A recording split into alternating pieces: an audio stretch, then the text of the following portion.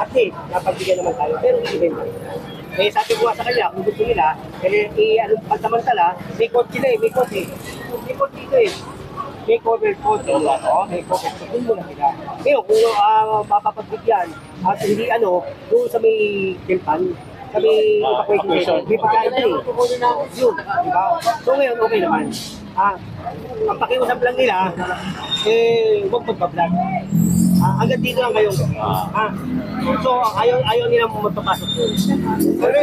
Respetuhin natin, ha? Respetuhin natin. May idea ka ba kung ilang pamilya?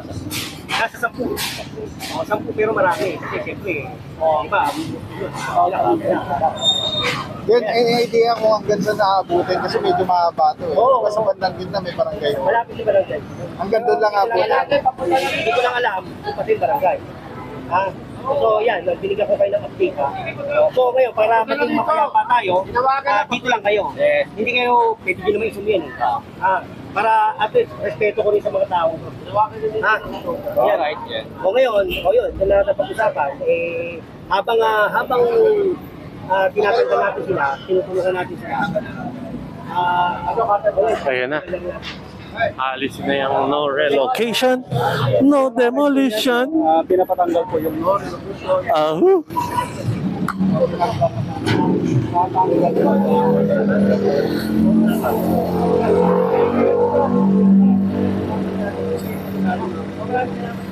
Kailangan alisin na yan kasi nakaka-block din yan ng daan eh actually. Diba? Ayan o.